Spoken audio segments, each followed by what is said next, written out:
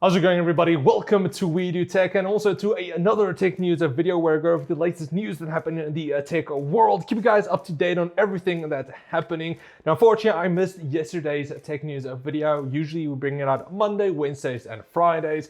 But because I was without power for like 30 hours, I couldn't actually make it. So unfortunately, we're bringing out yesterday's video today. And then of course, we'll also still be doing tomorrow's tech news video.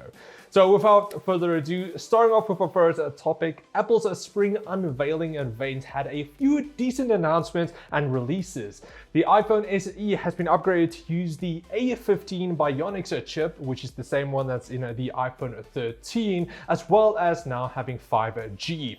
Now pricing will start at $429, up from the $399, and pre-orders will start on the 18th of March. The iPad Air also got a brand new version. This is the first revision since 2020 and features now the M1 chip from Apple, and sales start at $599 and pre-orders open on the 11th of March. Now my favorite new product announcement is the Mac Studio, which boasts the M1 Ultra chip, which is essentially two M1 dies that interconnects with each other, giving you double the core count and also up to 128 gigs of memory. The Mac Studio has 6 Thunderbolt 4 ports and can display up to 4 Pro XDR monitors at a single time. The entry-level ones will cost you $1,999 or $3,999 for the versions with Apple's new M1 Ultra chip. And of course, it goes up way higher than that if you're going to go for maxed out specs. You can already pre-order it and it will ship on March the 18th. Then lastly was the 27-inch 5K Retina Studio display. It comes with a 12 megapixel ultra wide camera if you wanted to use that with center stage, 3 USB-C ports, 1 Thunderbolt 3 port. Weird that it's only Thunderbolt 3, but it also features 6 speakers and starts at $1,599. It does come with a stand, but if you want a stand with height adjustments, then that's going to cost you an extra $300 plus an additional $300 if you want to get the nano texture glass as well. So not going to be the cheapest, but it's an additional option that you can go for, especially alongside that new Mac Studio. Now talking about the new M1 Ultra chip from Apple, we were kind of expecting or hoping for a new M2 chip, but we'll definitely still take the M1 Ultra chip over nothing else. Now we already do have some benchmarks on it and it does look to be performing really well, and it could shake up the CPU market a bit in that department as well. Now on a Geekbench 5's benchmark, it has scored 24,055 on the multi-threaded performance score. Now to put it in perspective, the i9-12900K, again a desktop equivalent CPU, scored 17,204. That's almost a 40% increase, which is crazy. Now in a single core performance, it did lag behind the i7 where it scored 1,793 versus the i9's 1,997.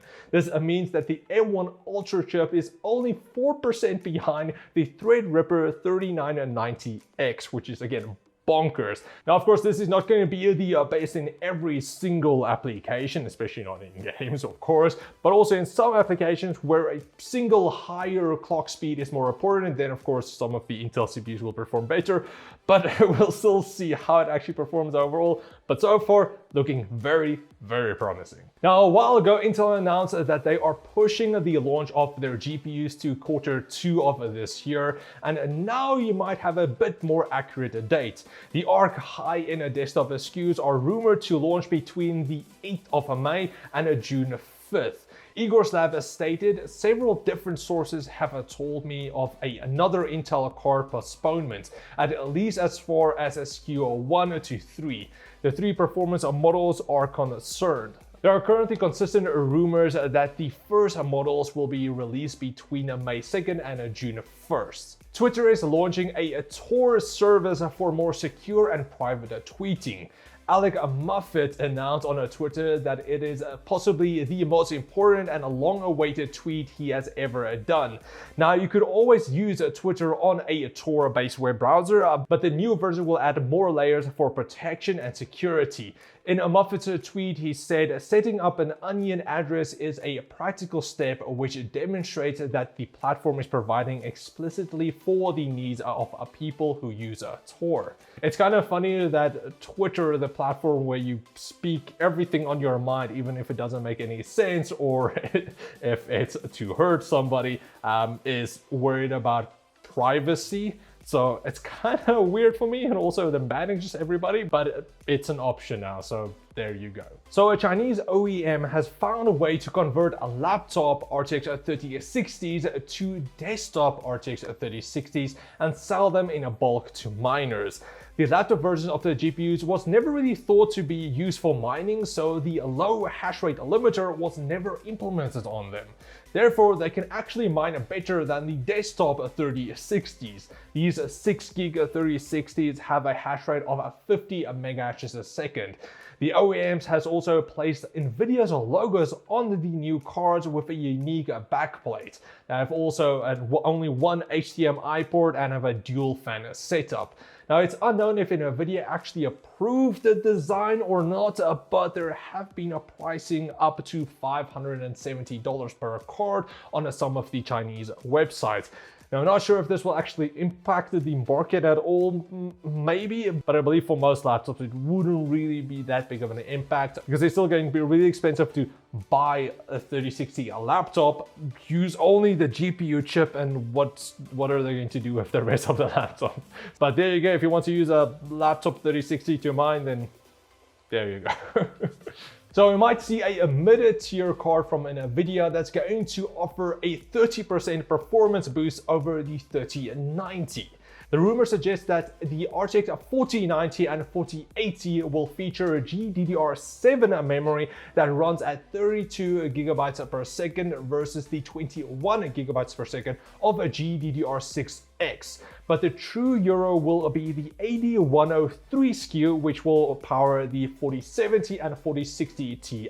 Not sure how they already know there's going to be all of those, but anyway, according to the sources, the RTX 4070 should offer another 10 to 30% performance increase over the RTX 3090 and offer 2 to 3 tiers of better ray tracing performance than the best Ampere GPUs.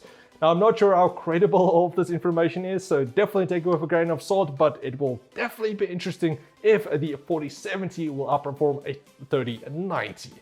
So we'll see. Yet more news from Nvidia is that we might see the current 30 series and coming 40 series GPUs coexist.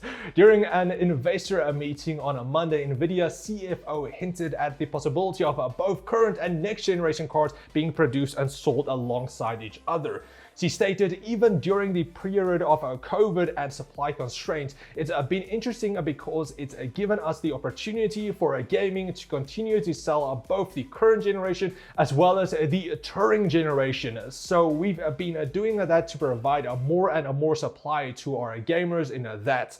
And we might see something like that coming in the future. Hopefully that will push cards prices down a bit and also give some people the option of actually owning a decent GPU.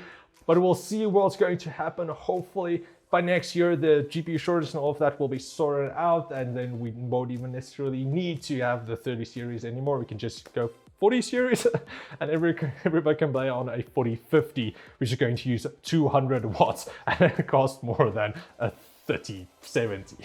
It's a crazy market, but hopefully in the future, everything will be better. Google's second biggest acquisition of $5.4 billion is underway. The acquisition is for the cybersecurity company called Mandiant Inc. Now, the acquisition is still subject to regulatory approval, but Google does say that they expect it to go through by the end of this year.